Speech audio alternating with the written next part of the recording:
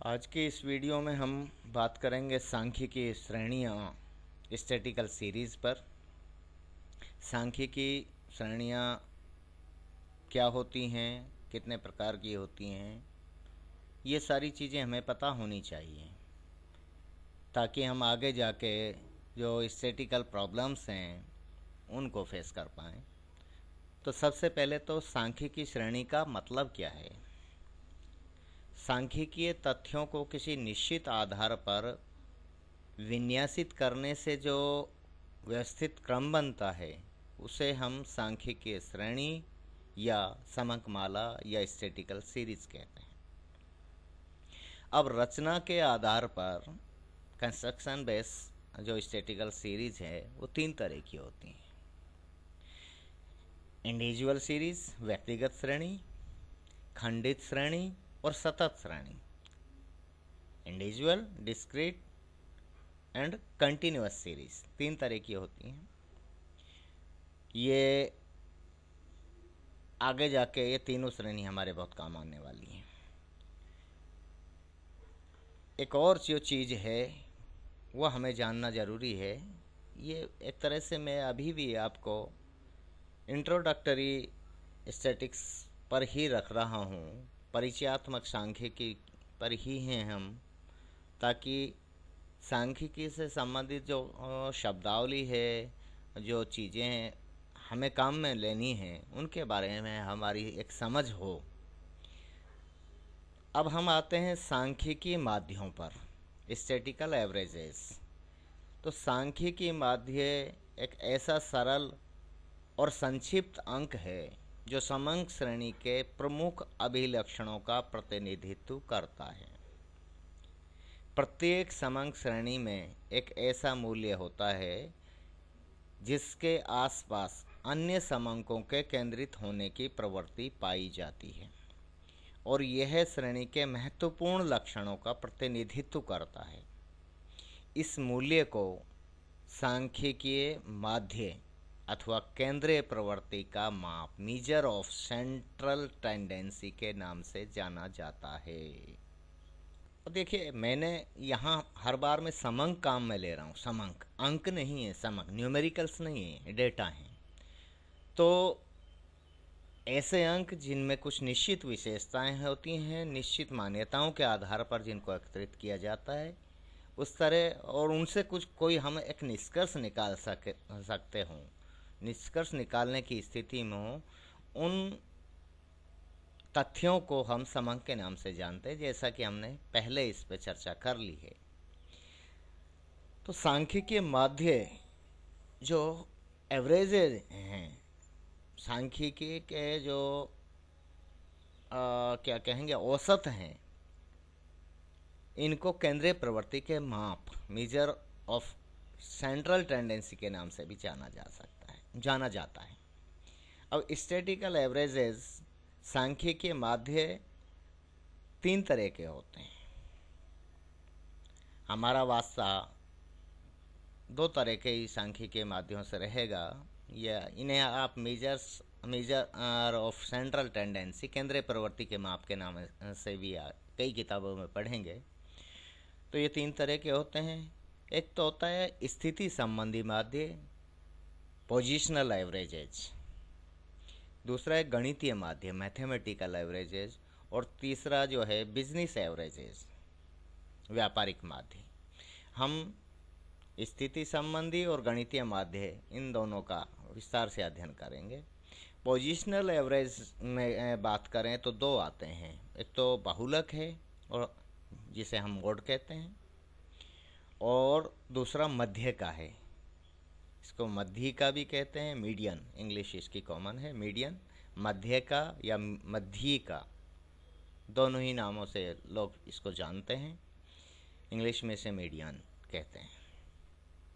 तो स्थिति संबंधी दो माध्य हैं, बहुलक है और मध्य का है। दोनों का अध्ययन हमें करना है। गणितीय माध्य जो है उनमें ये तो आपने सब ने सुना होगा, समांतर माध्य, गुणोत्तर माध्य। समांतर माध्य के बारे में तो हर विद्यार्थी अपनी स्कूली पाठ्यक्रम में कम से कम इसका नाम तो ज़रूर सुन के आ रहा होता है। तो समांतर माध्य, जिसे अरिथमेटिकल मीन, गुणोत्तर माध्य जियोमेट्रिकल मीन या जियोमेट्रिक मीन, हरात्मक माध्य हार्मोनिक मीन, और एक होता है द्विघातीय माध्य क्वाड्रेटिक मीन।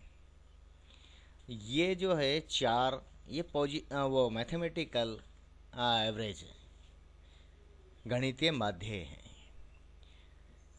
तो इनके बारे में अब हम विस्तार से अध्ययन करेंगे। यहाँ मैंने आपको एक असाइनमेंट भी तैयार किया हुआ है कि जो हमने पढ़ा है उसके बारे में ये क्वेश्चंस हैं, इनको आप घर पे सॉल्व कीजिए, समझिए, और अगर कोई समस्या हो तो उस पर बात करेंगे। हम आते हैं माध्यों पर। सांख्यिकीय माध्य, जिसमें जैसा कि हमने भी बात की थी कि पोजिशनल एवरेजेस दो होते हैं, जिनमें एक मोड होता है, एक मीडियन होता है।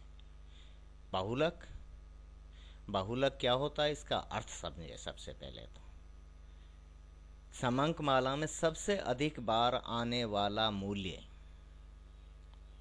यानी जिसकी बारंबारता या जिसका दोहराव सर्वाधिक हो, उसे हम बहुलक कहते हैं। ये फ्रेंच भाषा का शब्द है। तो जिस किसी मूल्य का बार बार उल्लेख हो, बहुलक में ऐसा कुछ परिभाषित करने वाली कोई खास बात नहीं है। सामान्य समझ इसकी बहुत है कि जो हमारी जो समांक माला है, सीरीज है, उसमें सबसे अधिक बार जो मूल्य आता है उसे हम बहुलक के नाम से जानते हैं। बहुलक का निर्धारण कैसे होगा? देखिए, जैसा हमने अभी बात की थी कि 3 तरह की श्रेणियां हैं, व्यक्तिगत श्रेणी, खंडित श्रेणी और सतत श्रेणी। तीनों श्रेणियों में किस तरह से बहुलक का निर्धारण होगा, इस बारे में हम बात करें तो सबसे पहले आता है हमारे सामने व्यक्तिगत श्रेणी, इंडिविजुअल सीरीज। इंडिविजुअल सीरीज में जो बहुलक निरीक्षण की विधि से, मतलब देखकर पता लग जाता है। तो व्यक्तिगत श्रेणी को खंडित श्रेणी में बदलकर निरीक्षण विधि से बहुलक ज्ञात कर लिया जाता है। अब एक उदाहरण लिया है, क्योंकि बात को उदाहरण से समझाया जाए तो ज़्यादा स्थायी होगी और समझ में भी अच्छा आता है। 20 विद्यार्थियों की एक कक्षा है, जिनमें विद्यार्थियों की आयु के समांक ये हैं, दिए हुए हैं। तो बहुलक आयु ज्ञात करनी है हमें, यानी यहाँ हमें बहुलक ज्ञात करना है। सबसे पहले तो एक तरीका जो आप स्थायी रूप से बैठा लीजिए, सांख्यिकीय समस्याओं का जब भी हम सामना करते हैं तो तथ्यों को, आंकड़ों को एक व्यवस्थित क्रम में सेट करें। तो सबसे पहले संख्याओं को, जो हमारे पास में विद्यार्थियों की आयु के जो आंकड़े हैं, उनको आरोही क्रम में व्यवस्थित करते, मतलब छोटे से बड़े की ओर बढ़ते हुए क्रम में। तो 15, 15, 16, 17, 17, 17, 18, इस तरह से जितनी बार भी कोई मूल्य आ रहा है उतनी बार उसे लिखेंगे। अब निरीक्षण से देखें हम तो देखो, 17 3 बार है, 18 2 बार है, 20, 21 भी 2 बार है, 22 कितनी बार है? 1 2 3 4 5 बार आ रहा है। निरीक्षण से बिल्कुल साफ देख रहा है कि इसका जो ये समस्या है या जो एग्जाम्पल है, इस एग्जाम्पल में बहुलक आयु 22 वर्ष है। निरीक्षण से बिल्कुल पता लग रहा है। ठीक है, अब इसको हम जो ये सोचना है, ये प्रॉब्लम है, इसको व्यक्तिगत श्रेणी में बदल दें। विद्यार्थियों की आयु आपको चाहिए, देखिए मैंने तो यहाँ पे इसको लिया है यूँ ओरिजेंटल, लेकिन आपको चाहिए कि इस तरह से श्रेणियाँ बनाएं ताकि गलती की संभावना कम हो। जो स्तंभ रूप में बनाएं, पंक्ति रूप में नहीं बनाएं। तो ठीक रहता है। बाकी तो जैसा आपको उचित लगे। तो आयु विद्यार्थियों की जो कि दी हुई है और उसका दोहराव क्या है, ये दो चीज़ें हमारे पास में हैं। तो आयु 15 वर्ष कितनी बार आया? 2 बार। 16 वर्ष 1 बार। 17 वर्ष 3 बार। 18 2 बार। 19 1 बार। 20 2 बार। 21 भी 2 बार और 22 5 बार। 23 1 बार और 24 1 बार। अब आयु जो है 22 वर्ष, इसकी आवर्ती या इसका दोहराव या बारंबारता कितनी है? 5। और यही तो हमने परिभाषा में कहा है, यही तो जब बहुलक का अर्थ हमने बताया है, तो यही तो कहा है कि समंक श्रेणी का वह मूल्य जिसकी आवर्ती या जिसका दोहराव सबसे अधिक हो उसे बहुलक कहते हैं। तो 22 वर्ष की आवर्ती सर्वाधिक है, इसलिए जेड, बहुलक को जेड से दिखाते हैं। Z equal to 22 year answer होगा इसका। श्रेणी को सतत श्रेणी में यदि बदला जा सके तो सूत्र से इसको बदलेंगे, और यदि नहीं बदला जा सके तो फिर नहीं बदलेंगे। और दूसरा है कि खंडित श्रेणी में डिस्क्रीट सीरीज में बहुलक कैसे ज्ञात करें। तो खंडित श्रेणी में बहुलक ज्ञात करने के दो तरीके हैं। एक तो ये रहा, ये हमने अभी जो ज्ञात किया, ये खंडित श्रेणी है, ये तो व्यक्तिगत श्रेणी थी ऊपर वाली, इसको हमने खंडित में बदल लिया। तो इसमें खंडित में कैसे ज्ञात किया? निरीक्षण विधि से हमने इनको देखकर, जानकर, ऑब्जर्व करके और बहुलक का मान ज्ञात किया है। तो यदि आवर्तियाँ नियमित हों तो उस स्थिति में निरीक्षण विधि से बहुलक ज्ञात कर लिया जाएगा। लेकिन यदि आवर्तियाँ नियमित ना हों तो उस स्थिति में हमें समूहन विधि, ग्रुपिंग मेथड काम में लेना पड़ेगा। तो समूहन विधि की सहायता से हम बहुलक ज्ञात करेंगे जब आवर्तियाँ नियमित ना हों तो। अब समूहन विधि क्या है, ग्रुपिंग मेथड है क्या? जब समंक श्रेणी की आवर्तियाँ अनियमित हों, अनियमितता से मतलब अधिकतम आवर्ती समंक श्रेणी के केंद्र में ना हो या अधिकतम आवर्ती के दोनों ओर की आवर्तियों में अंतर बहुत अधिक हो, तो निरीक्षण विधि से बहुलक ज्ञात नहीं किया जा सकता। बिल्कुल सही है। तो फिर उस स्थिति में समूहन विधि से बहुलक ज्ञात करने के लिए एक सारणी बनाई जाती है, जिसमें जो उपलब्ध सूचना है उसके अलावा 6 और कॉलम बनाए जाने होते हैं, और उसके बाद ये प्रक्रिया अपनाई जाएगी। अब देखिए, सीधा सीधा सा है, एक सारणी बनाएंगे, एक टेबल बनाएंगे जिसमें हमारे पास जो इन्फॉर्मेशन है वो इन्फॉर्मेशन लिख दी जावे, और उसके अलावा 6 और कॉलम बनाएंगे। तो पहला कॉलम में क्या करेंगे? पहले कॉलम में, पहले स्तंभ में दी गई आवर्तियाँ लिखी दी जाती हैं। दूसरे कॉलम में, ये बिल्कुल मैंने हर चीज़ को लिखा है। दूसरा कॉलम, कॉलम सेकंड में कॉलम फर्स्ट की दो आवर्तियों का योग, यानी जो ये प्रथम कॉलम है, प्रथम स्तंभ है, इसमें जो फ्रीक्वेंसी दी गई है इन दो फ्रीक्वेंसियों का जोड़ करेंगे।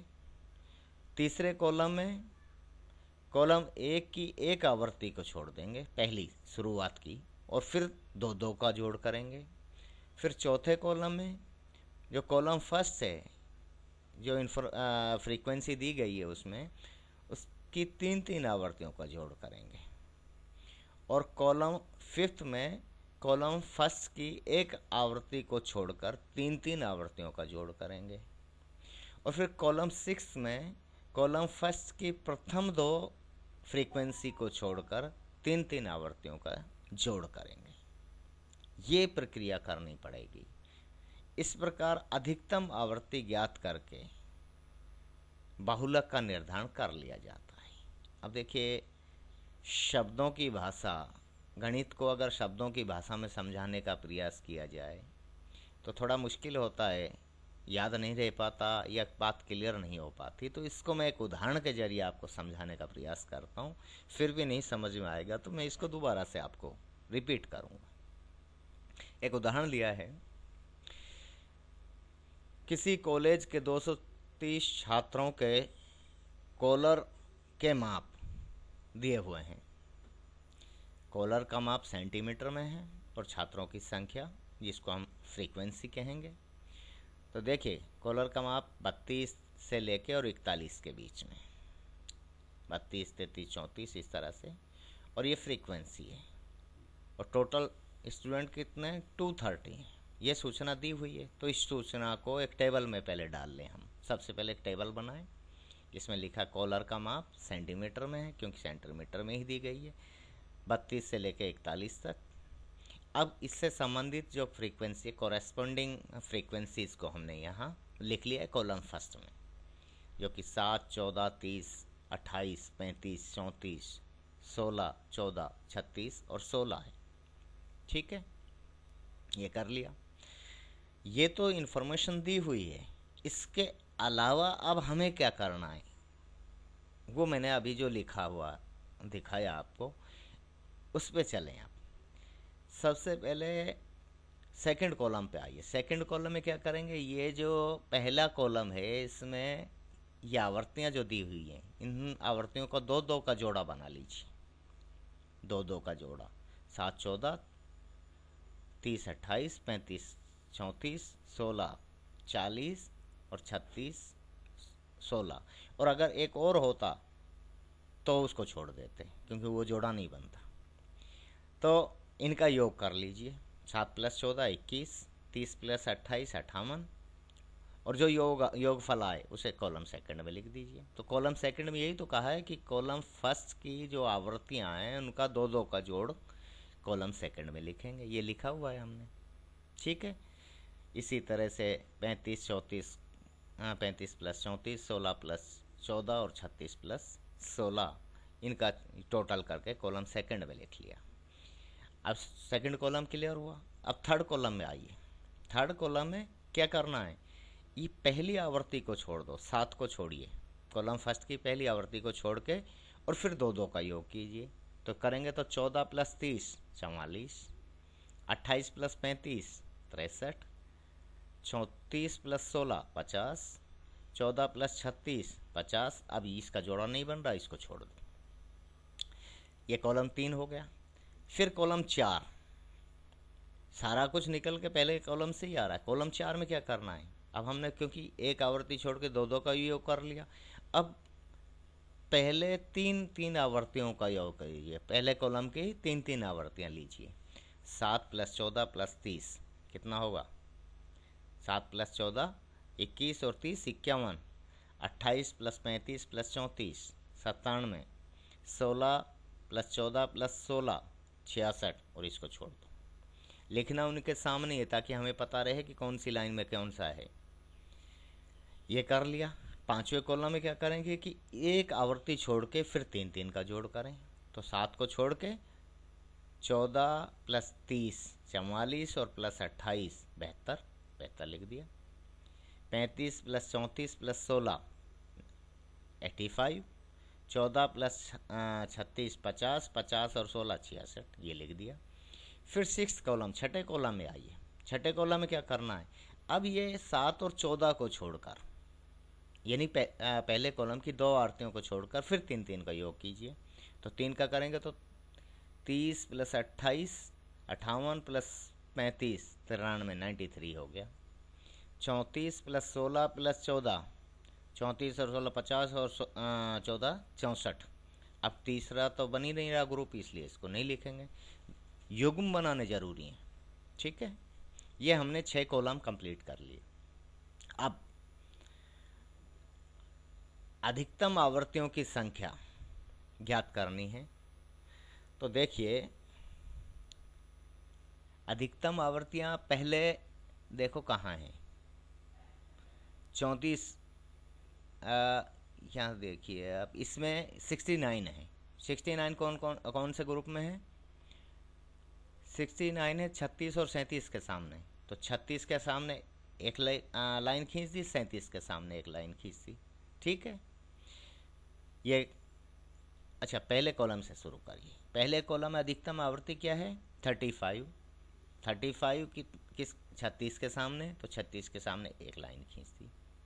फिर दूसरे कॉलम में आइए। दूसरे कॉलम में अधिकतम आवृत्ति 69 है, जो किसके सामने है? 36 और 37 के सामने। 36 के सामने एक लाइन खींची खड़ी और एक 37 के सामने खींच दी। ठीक है, फिर तीसरे कॉलम में आइए। अधिकतम आवृत्ति 63 है। 63 जो है 35 और 36 के सामने, तो 35 के सामने एक लाइन खींच दी और 36 के सामने एक लाइन खींच दी। ठीक है, 35 के सामने एक लाइन और 36 के सामने एक लाइन खींच दी। फिर इसमें आइए चौथे कॉलम में। ये चौथे कॉलम में 36, 37 और 38 के का योग है 97। तो मैक्सिमम फ्रीक्वेंसी 36, 37 और 38 की है। तो 36 तो ये रहा, 36 के सामने एक और लाइन हो जाएगी, फिर 37 के सामने एक और लाइन हो जाएगी और 38 के सामने एक लाइन हो जाएगी। फिर फिफ्थ कॉलम में आइए। 85 जो मैक्सिमम वैल्यू है, टोटल है जो 85 वो अधिकतम है। तो ये किसके सामने? 36, 37 और ये 39, 36, 37, 38 के सामने।